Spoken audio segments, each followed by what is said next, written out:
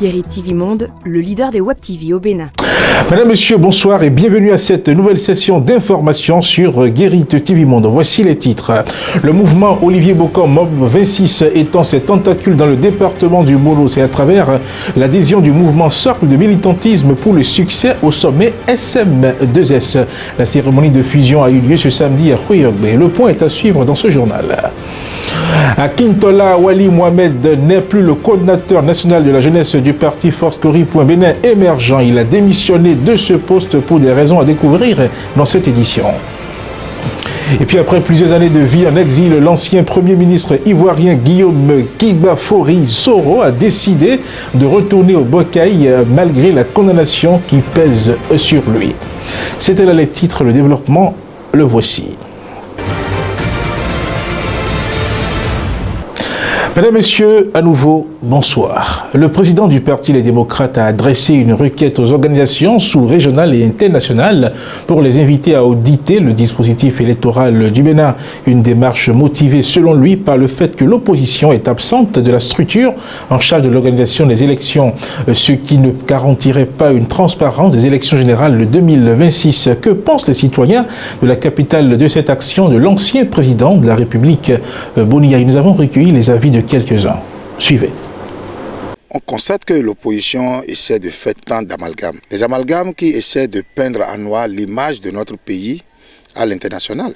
Parce que, qu'ils nous souviennent ici, les démocrates, si ces institutions étaient des institutions qui étaient vraiment plongées dans le tripatouillage, j'ose croire que l'instant où les démocrates ont été retenus pour participer aux élections, il faut montrer quoi? Les institutions au Bénin ont fait cas de bonne foi. Mais si déjà on constate qu'on alerte l'opinion publique prétestant qu'il n'y a pas brin d'espoir et de confiance, comme si ceux-là aussi, parce qu'ils ont eu à gérer le pays, c'est certainement le mal d'hier qui continue de les ronger. Ils pensent, moi je vois que ça a des prétentions en ce sens qu'ils s'auto-accusent pour nous montrer que la période de 2006 à 2011, qu'ils ont fait du faux. Le président Boniaï a pris nouvellement la fonction du président de l'opposition. Donc ce nouveau poste le met dans un nouveau rôle où il est appelé à veiller sur la gestion des affaires d'État. Par conséquent, les élections générales de 2026 sont le plus grand rendez-vous électoral que le Bénin n'a jamais connu depuis les indépendances. C'est pourquoi il a le droit d'alerter la communauté internationale sur la transparence du processus jusqu'en 2026. Si aujourd'hui, il a commencé par émettre des doutes sur la machine électorale, ça veut dire qu'il y a quelque chose, il doit pouvoir, vous m'excusez beaucoup, bon, peut-être il doit pouvoir se reprocher aussi des choses. Parce que, si j'ai bon comme je viens de le dire, et la liste électorale qui est là, c'est une liste électorale qui a été établie par lui-même. Et ce que le président est en train de faire, ce n'est qu'une continuité. Sa réaction est légitime, sa réaction est normale. En tant que citoyen, c'est normal, la loi permet à tout citoyen d'émettre ses inquiétudes par rapport à une question donnée. Maintenant, est-ce que la façon dont il est en train de procéder, est-ce que la façon là est normale? En tant que citoyen, il peut dire qu'il peut procéder d'une autre façon. Dans mon humble avis, le président qui est là ne peut rien faire sans se référer aux tests qui régissent les lois en matière des élections au Bénin. J'ai confiance, et le peuple béninois aussi a confiance en ce président qui est là. Il ne peut rien. Si ce que notre président, l'ancien président, est en train de réclamer, si c'est une réclamation qui est légitime, je crois que l'actuel président n'a pas le choix que de se conformer à ce qu'il est en train de dire. Et le président Yahya Boni a bien fait de prendre tôt ses responsabilités.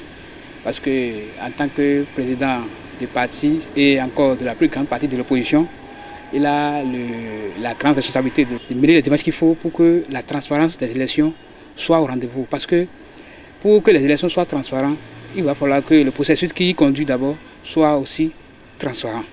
Donc si la communauté n'est pas alertée, aujourd'hui n'a pas les grands moyens de surveiller tous les processus qui sont en cours. Mais il est en train de prendre appui sur la communauté internationale pour dynamiser les processus qui va aussi l'aider à contrôler un peu l'action du gouvernement. Toujours dans l'actualité politique, le mouvement Socle de militantisme pour le succès au sommet SM2S vient d'adhérer au mouvement Olivier Boko Mob 26. La cérémonie ayant consacré cette fusion a eu lieu ce week-end à Koyogwe en présence de la présidente du Mob 26, Sonia Alowakeno. Le point avec Faouzia Sefou, Patrice Aïronton. Signature, date d'engagement et de fusion. Par ce geste, le mouvement Socle de militantisme pour le succès au sommet, SM2S, adhère au mouvement Olivier Boko 2026. Une décision politique qui renforce davantage l'arsenal politique du MOB 26 dans le mono. Est né ce jour un accord de fusion afin de travailler dans la bonne collaboration, dans la confiance mutuelle et dans la solidarité pour l'élection effective du président Olivier Boko à la magistrature suprême. Reçu dans la grande famille mouvement Olivier Boko 26 que dirige Sonia Alowakeno, jeune femme militant et sympathisant du SM2S sont conscients de leur mission et en mesurent l'ampleur. Toute la jeunesse du Mono s'est jointe au président du mouvement sacré du militantisme pour le succès au sommet SMSS pour approuver cette fusion et travailler à sa consolidation. En qualité de représentant du bureau départemental, m'engage à travailler avec fidélité, confiance, disponibilité et abnégation pour les idéaux conduisant à hisser à la Marina en 2026 le président Olivier Boko. À suivre strictement les instructions données par la hiérarchie, à suivre avec responsabilité les structures sous sa tutelle et à jouer son rôle au sein du bureau départemental. Dans son allocution, la présidente du MOB 26 a salué l'acte posé par le SM2S dans le mono. Sonia Alowakeno a par ailleurs rassuré les nouveaux venus de leur intégration dans les instances de prise de décision du mouvement. Nous sommes fiers de vous. Nous vous accueillons les bras ouverts et le cœur en joie pour tenir ensemble la main du président Olivier Boko en route pour la Marina B26. Dès ce jour, vous intégrez toutes nos sphères de prise de décision au niveau de votre département, mais aussi au niveau des communes et des arrondissements.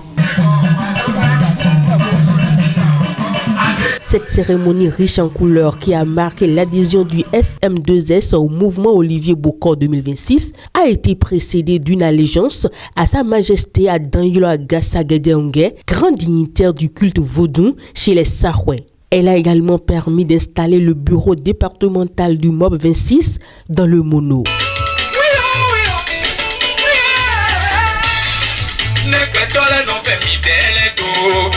Nous restons toujours dans l'actualité politique. La jeunesse du parti FCBE n'est plus dirigée par Dr Awali Mohamed Akintola. Il a déposé sa démission le 6 novembre 2023 pour des raisons qu'il évoque au téléphone sur Guérit TV Monde. Voici un extrait de son entretien téléphonique avec Latifat Kaweno. J'ai quitté le parti FCBE pour des raisons de convenance personnelle. Et je peux aller au-delà de ce qu'on appelle convenance personnelle en disant que mes convictions, ma manière de travailler et surtout ma vision de tout ce qui devrait être stratégie pour rebondir au lendemain des élections ne colle plus vraiment avec ce que j'observe de la pratique du parti. D'accord. Pas pour remettre en cause la manière dont ça se fait. Et c'est pourquoi je me concentre sur moi et non sur le parti. Pour dire que c'est moi qui ne me sens plus à l'aise, mais il y a peut-être des milliers d'autres militants qui se sentent à l'aise avec. Et dans ce cas, il vaut mieux que ce soit moi qui me retire afin de permettre au groupe d'avancer, mais afin que je puisse aussi avancer efficacement sur un autre chemin. Donc l'échec en lui-même, et je l'ai dit sur d'autres plateaux, l'échec n'est qu'une victoire reportée, c'est ce que Fidel Castro a dit, pour dire qu'il n'y a absolument aucun problème à échouer. C'est bien, un politicien ou un acteur politique doit s'attendre à cela. En fait, la victoire, elle est très facile d'ailleurs. L'échec, il est plus formateur. Cependant, c'est la manière dont nous réagissons à nos échecs qui nous définit et qui définit notre personnalité. D'accord. La léthargie qui a caractérisé la réaction du parti après les échecs Est-ce que aux élections législatives m'a donc peu convenu, et c'est ça qui justifie à un moment donné mon départ. La page Inter, à présent. Dans une déclaration mise en ligne ce dimanche, l'ancien Premier ministre ivoirien Guillaume Soro dit avoir ras-le-bol d'aller d'exil en exil. Il a pris la courageuse décision de revenir au bercail. Voici un extrait de sa déclaration. Ceci m'a contraint à emprunter une autre destination pour mon exil. En janvier 2022, je me suis installé à Dubaï. Le 23 décembre 2022, de la même année, recevant les lettres de créance de l'ambassadeur des Émirats arabes unis, il a profité pour réclamer mon arrestation et mon extradition en Côte d'Ivoire. Ceci ne se discute pas non plus. Informé, j'ai dû me résoudre, la mort dans l'âme, à nouveau, à prendre le pénible chemin de l'exil, m'enfonçant toujours plus loin dans les confins du continent asiatique. Chers compatriotes, la dernière tentative d'arrestation opérée à Istanbul démontre, si besoin en était, que le seul lieu de repos paisible que M. Ouattara me réserve est bien le cimetière. Est-ce le lieu auquel l'on doit destiner son bienfaiteur? Celui qu'on affublait hier encore c'est mon fils? Non. Je revendique le droit légitime à la vie et je n'irai pas plus loin dans mon exil. Je refuse d'être un fugitif, d'autant plus que, devant Dieu et les hommes, je ne suis coupable d'aucun forfait qui mériterait un tel châtiment. C'est pourquoi j'annonce, ici et maintenant, que je mets fin à mon exil. Car il m'est pénible de vivre loin de ma terre ancestrale et natale d'Afrique. Je veux vivre dans la quiétude avec ma famille, mes proches et ceux que je chéris le plus. Il faut dire qu'après cette déclaration, Guillaume Soro a rencontré le général Abdourahmane Tiani au pouvoir depuis le coup d'État perpétré contre Mohamed Bazoum à l'issue de l'audience. Il a publié sur sa page Twitter le message que voici: j'ai eu l'honneur d'être reçu ce jour en audience par le président de la transition du Niger, le chef de l'État, le général Abdourahmane Tiani, accompagné du général Salifou Moudi, ministre de la Défense, et du général Mohamed Toumba, ministre de l'Intérieur. Il faut dire que cet entretien a duré 1h30 et a été exceptionnel par la qualité et la profondeur des échanges. La page des sports à présent.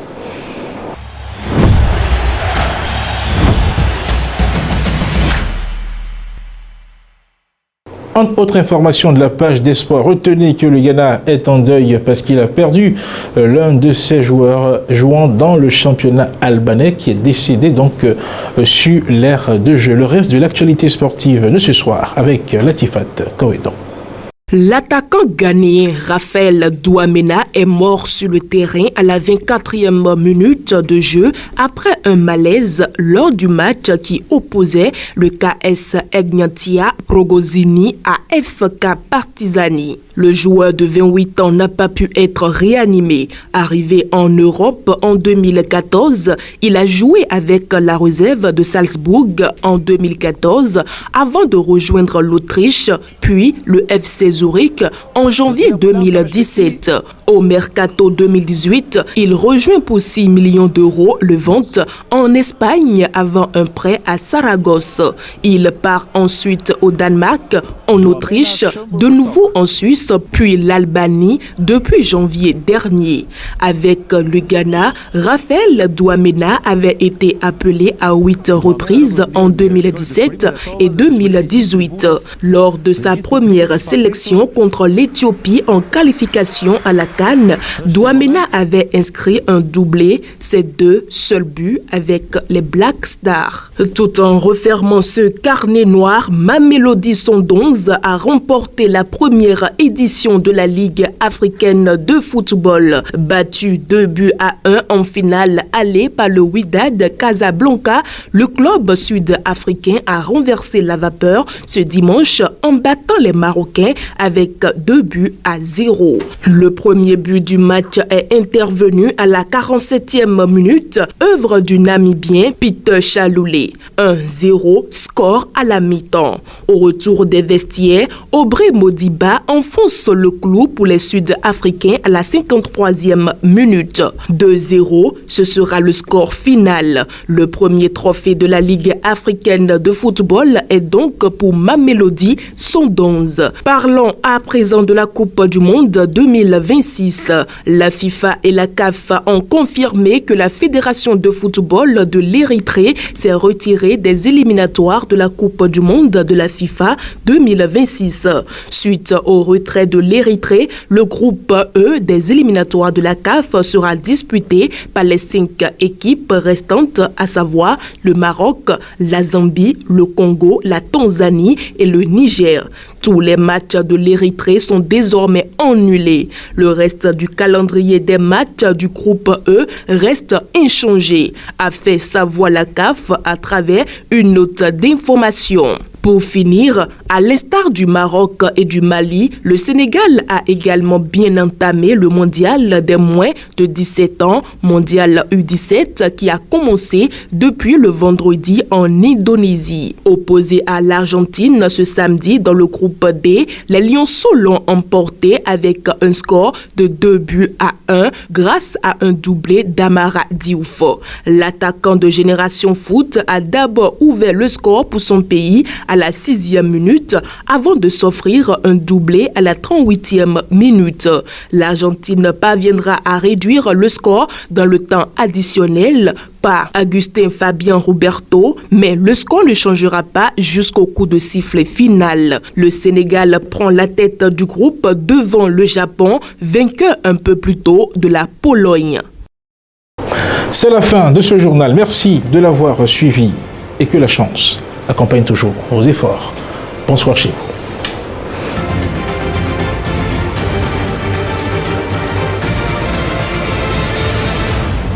Guérit TV Monde, le leader des Web TV au Bénin.